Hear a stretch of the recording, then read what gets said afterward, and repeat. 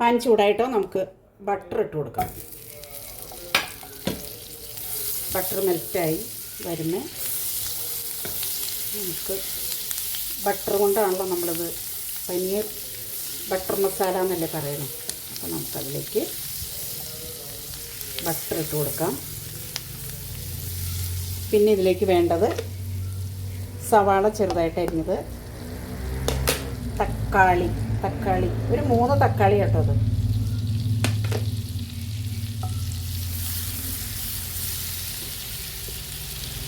സവാള ഇട്ട് കൊടുക്കാം.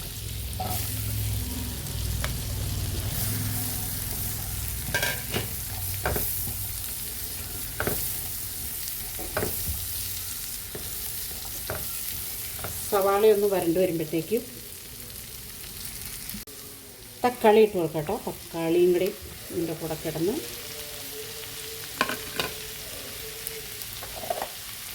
കുറച്ച് കാഷ്യൂ, ഇഞ്ചിയും 2-3 അല്ലി വെളുത്തുള്ളി ഇട്ട് കൊടുക്കാം.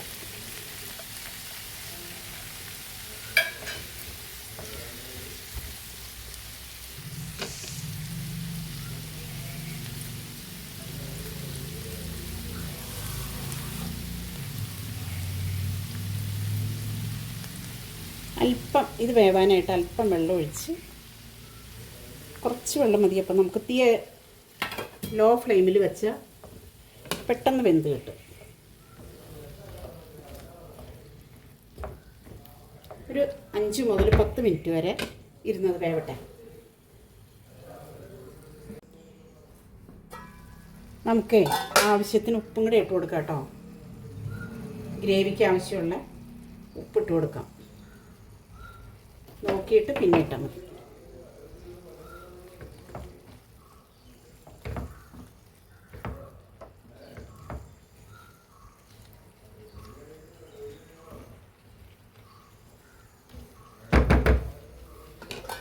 അടച്ചു വെച്ച് വീണ്ടും ഒന്നുകൂടെ അടച്ച് നമുക്ക് അടപ്പ് തുറന്ന് നോക്കാം കേട്ടോ. എന്തായാലും വെള്ളം പറ്റി വെന്തിട്ടുണ്ട്. നമുക്കിത് തണുക്കാനായിട്ട് അടച്ചു വയ്ക്കാം കേട്ടോ. തണുക്കാൻ വയ്ക്കാം. തണുത്തിട്ട് നമുക്കിത് അരച്ച് പ്യൂരിയാക്കി എടുക്കണം. നമുക്കിതൊന്നോടെ അരച്ചെടുക്കണം. ശരിക്ക് പേസ്റ്റ് ആവണം. എൻ്റെ പ്യൂരി ശരിക്ക് പേസ്റ്റ് ആയാലേ അതിൻ്റെ രുചി കിട്ടുള്ളൂ. നമ്മുടെ ഗ്രേവി ഇതേ പരുവത്തിൽ നല്ല ഇതായിട്ട് ശരിക്ക് പേസ്റ്റ് പരുവത്തിൽ മഷി പോലെ അരച്ചെടുത്തിട്ടുണ്ട് കേട്ടോ. നമുക്കിതൊരു പാനടപ്പത്ത് വെച്ചു, ചൂടായിട്ടുണ്ട്. നമുക്ക് വീണ്ടും ബട്ടർ ഇട്ട് കൊടുക്കാം കേട്ടോ. ബട്ടർ ഇട്ടു.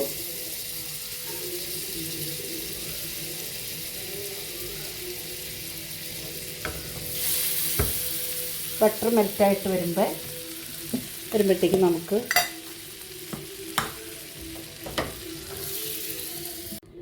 ബട്ടർ ചൂടായി വരുമ്പോൾ നമുക്ക് ഒരു 2-3 ഏലക്കായ, പട്ട, മസാല എല്ലാം കൂടെയും കൂടിയിട്ട് നമുക്ക് ഒന്ന് വഴറ്റിയെടുക്കാം. വഴറ്റിയെടുത്തിട്ട് അതിലേക്ക് അല്പം 1 ടീസ്പൂൺ പനീർ മസാലയാണ് കേട്ടോ. അതിട്ട് കൊടുക്കാം. ഇത് 1 ടീസ്പൂൺ മുളക് പൊടി, മല്ലിപ്പൊടി, അല്പം മഞ്ഞൾപ്പൊടി അതും കൂടെ ഇട്ട് കൊടുക്കാം. കാരണം എരിവിന് നമ്മൾ വേറൊന്നും ചേർക്കണില്ലല്ലോ. അപ്പോൾ അല്പം ഇതിൻ്റെ പച്ചമണം മാറുന്ന വരെ നമുക്ക് വഴറ്റി കൊടുക്കാം.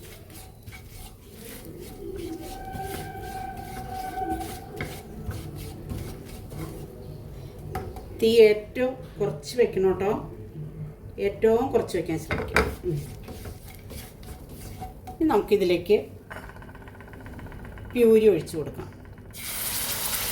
ടൊമാറ്റോ, സവാളയും കാഷ്യൂ കുതിർത്ത് അരയ്ക്കേണ്ട കാര്യമില്ല.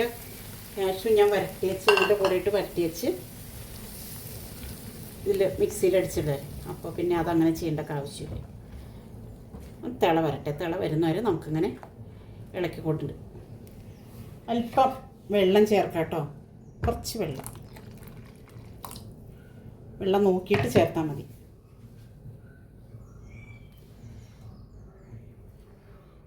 തീ ഏറ്റവും കുറച്ച് വെക്കണം, കാരണം അത് കുറുകിയ പേസ്റ്റ് ആയത് പെട്ടെന്ന് ഇതിൻ്റെ ഗ്രേവി അടി പിടിക്കും ചിലപ്പോൾ, കാരണം നേരത്തെ കാഷ്യൂ ഒക്കെ ചേർത്തുണ്ടല്ലോ.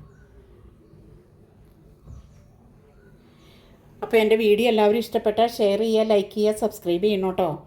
എൻ്റെ വീഡിയോയ്ക്കൊക്കെ എല്ലാവരും ഒരുപാട് സപ്പോർട്ട് തരുന്നുണ്ട്. അപ്പോൾ അതിനൊക്കെ ഞാൻ എന്നും നിങ്ങളോട് നന്ദിയുണ്ട്, കടപ്പെട്ടിരിക്കുന്നു. പിന്നെ വേറെ എന്താ വിശേഷം? എല്ലാവരും സുഖമായിട്ടിരിക്കണമല്ലേ? എൻ്റെ കയ്യിൽ ഈ കൈ കണ്ടോ, ഇതുമ്പോൾ എന്നും ഒരു ഈച്ച കൊത്തും. ഈ കയ്യിൽ തന്നെയല്ല, ഞാൻ എവിടെ നടക്കണം കണ്ടാലും അവിടെ തന്നെ ഈച്ച കൊത്തും. കാലയിലും കൊത്തി ഒരെണ്ണം ഈ കയ്യിലും. സാധാരണ ഈച്ചയല്ല, കൊതുകിനേക്കാളും വലിയൊരു ഈച്ച. അപ്പോൾ ആ ഈച്ച കൊത്തിയതാണത്.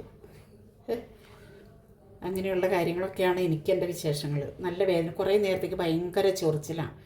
ടൈഗർ ബാം പുരട്ടും, അല്ലെങ്കിൽ ഉപ്പും മഞ്ഞളും കൂടി എടുത്ത്, കുളവിയല്ല, വേറെ സൈസ് ഈച്ചയത്.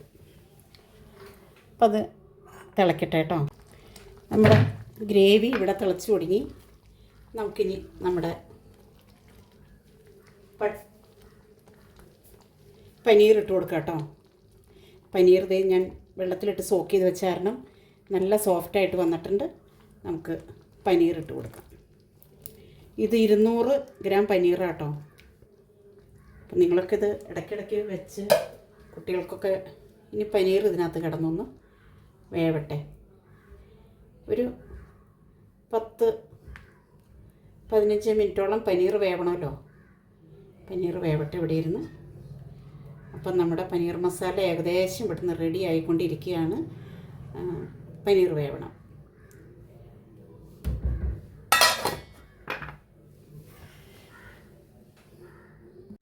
നമ്മുടെ പനീർ എന്തായാലും നമുക്ക് നോക്കാട്ടോ. അപ്പം അതേ എല്ലാം പനീർ വെന്തിട്ടുണ്ട്. നല്ല ഉപ്പൊക്കെ പാകത്തിനാണ് കേട്ടോ. നമുക്കിതിലേക്ക് അല്പം കസ്തൂരി മേത്തി പൊടിച്ച് കുറച്ച് ഇതിലേക്ക് ചേർക്കാം. കസ്തൂരി മേത്തിയാണിത്. ഉലുവയുടെ ഇല ചേർക്കാം. തീ ഓഫ് ചെയ്യാം കേട്ടോ. ഗ്യാസ് ഓഫ് ചെയ്തു. അപ്പോൾ നമ്മുടെ പനീർ മസാല ഇവിടെ റെഡിയായി. നമുക്കിതൊരു സെർവിങ് ഡിഷിലേക്ക് മാറ്റാം കേട്ടോ.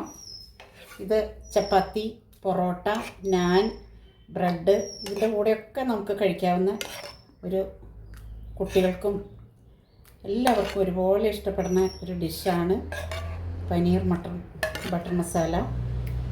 എല്ലാവരും തന്നെ ഉണ്ടാക്കി നോക്കണം.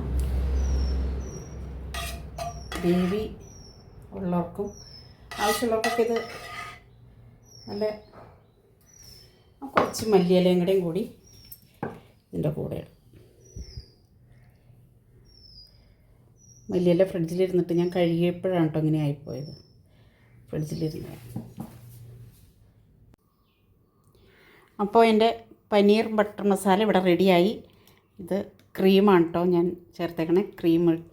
പക്ഷെ ഒരുപാട് നല്ല തിക്ക് ഗ്രേവി ഒന്നും അല്ല കേട്ടോ അത്.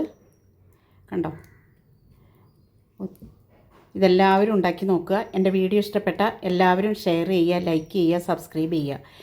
അപ്പോൾ ഞാൻ മറ്റൊരു വീഡിയോ ആയിട്ട് വരുന്നവരേക്കും എല്ലാവർക്കും ടാറ്റാ.